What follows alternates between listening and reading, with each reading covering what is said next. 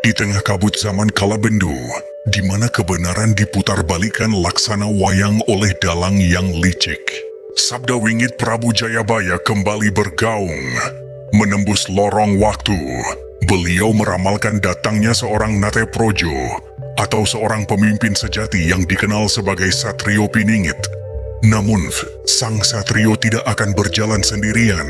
Ia akan dikawal, diuji, dan ditempa oleh 7 khodam gaib yang paling sakti. Jangan kau bayangkan khodam ini sebagai abdi dalam yang tunduk patuh. Tidak, Kisanak. Mereka adalah ujian cermin. Para pamong tanpa wujud yang akan memaksa sang Satrio untuk menaklukkan musuh terbesarnya, dirinya sendiri. Dalam wejangan agung kali ini, kita akan membuka 7 gerbang gaib untuk mengenal para khodam pendamping Satrio Piningit. Dan yang lebih penting, kita akan menelusuri jejak-jejak weton pilihan mana saja yang jiwanya memiliki getaran paling selaras untuk menjadi wadah bagi sang Satrio, atau setidaknya menempuh jalan spiritual yang serupa. Rahayu, Rahayu, Rahayu Sagung Dumadi. Assalamualaikum warahmatullahi wabarakatuh. Selamat datang kembali sedulurku di Kasepuhan Luhur Raja Mantra, tempat kita ngangsu kauruh tentang ilmu-ilmu sinengker warisan para leluhur. Bagi para jiwa lawas yang terpanggil di sini, jangan ragu untuk subscribe dan bunyikan loncengnya. Semoga Sang Hyang Tayat Zat yang tak bisa digambarkan senantiasa melimpahkan kawaskitan dan kawijaksanaan dalam setiap langkah kita. Amin. Sebelum kita menyelami ke-7 khodam tersebut, sebuah pertanyaan harus dijawab. Siapakah Satrio Piningit itu? Beliau adalah Ratu Adil, jiwa yang ditakdirkan untuk membawa keadilan di tengah zaman edan. Namun, leluhur mengajarkan bahwa bibit unggul atau potensi menjadi seorang pemimpin luhur tidak hanya dimiliki oleh satu orang. Ada beberapa weton yang secara getaran energi memiliki wadah yang paling siap untuk ditempa menjadi seorang pemimpin berjiwa satrio. Mereka adalah weton-weton yang dinaungi energi kepemimpinan, spiritualitas tinggi, dan kekuatan batin yang besar. Di antaranya yang paling menonjol adalah Sabtu Kliwon, sang paku bumi dengan kasta Brahmana, juga Rabu Pahing, pemegang cakra jantung dengan elemen api yang menyala, serta Minggu Pon, penyatuan cakra dasar langit dan bumi yang berpotensi meraih wahyu kejayaan. Para pemilik weton ini dan beberapa weton pilihan lainnya dalam hidupnya akan sering merasakan ujian yang polanya menyerupai ujian dari 7 khodam ini. Inilah cara alam semesta menyeleksi dan menempa mereka.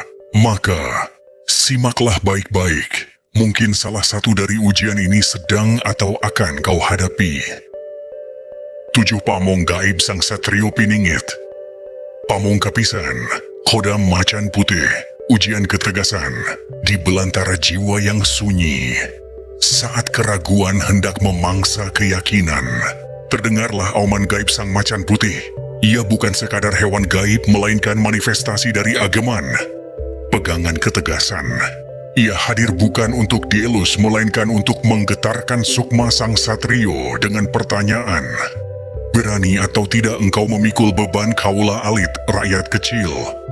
Di zaman ini, banyak yang berani hanya di panggung sandiwara, namun menjadi tikus saat berhadapan dengan kepentingan raksasa. Macan putih menuntut ketegasan yang lahir dari hati, yang berani berkata benar walau sendirian, yang berani menerkam ketidakadilan tanpa pandang bulu. Setiap kali sang Satrio ragu, taringnya yang berkilat akan mengingatkan bahwa ketegasan lahir dari rasa takut yang berhasil ditaklukkan. Pamungkaping kelih, khodam naga emas, ujian kebijaksanaan. Di dasar samudra batin yang tenang, bersemayamlah sang nogo emas, penjaga pikiran sang Satrio. Ia bukan naga yang mengamuk, tapi simbol kebijaksanaan yang hanya muncul ketika amarah hendak meracuni keputusan. Sebab, seorang pemimpin tanpa kebijaksanaan hanyalah ratu tega, galak pada yang lemah, namun gemetar di hadapan pemodal. Naga emas berbisik, "Wicaksanalah meski engkau dimaki, adillah meski engkau akan kalah, Ia adalah pengingat untuk menahan diri dari nafsu balas dendam dan bisikan para penjilat.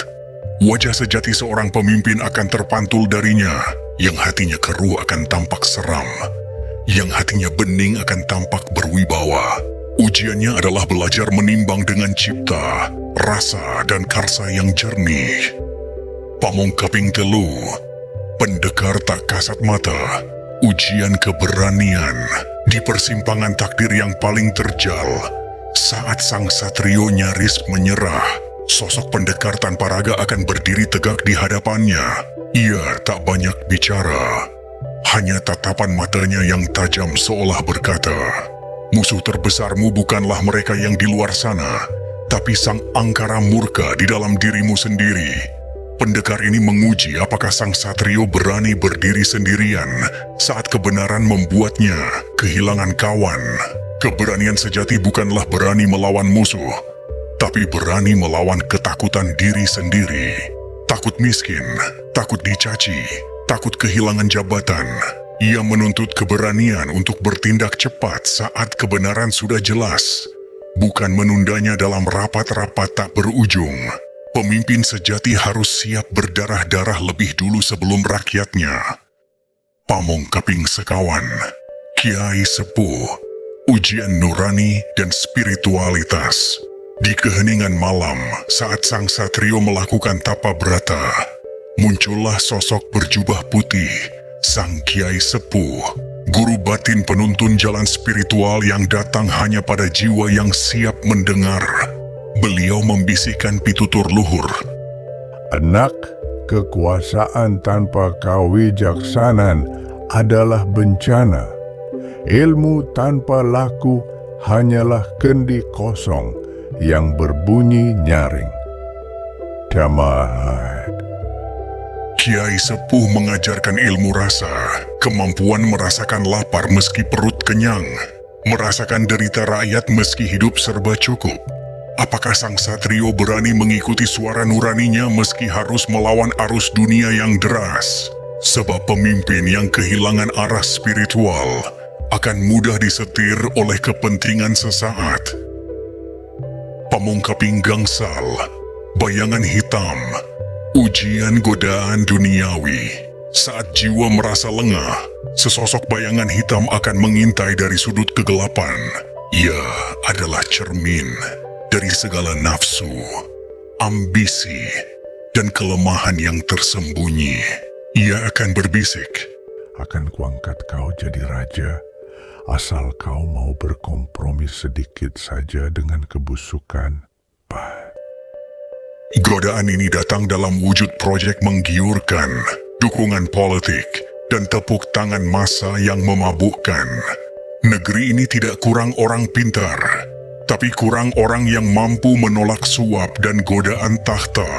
Apakah sang satrio tetap teguh pada sumpahnya, ataukah ia akan luluh dan menjadi budak nafsunya sendiri?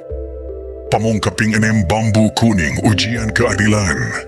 Di sebuah padepokan tua, sebatang bambu kuning berdiri tegak, auranya penuh wibawa. Ia adalah khodam penjaga keadilan. Setiap kali sang satrio hendak berbuat tidak adil, bambu ini akan bergetar seolah menegur. Luruslah jalanmu, atau kau akan patah. Ia mengajarkan bahwa keadilan adalah memastikan semua orang mendapat haknya.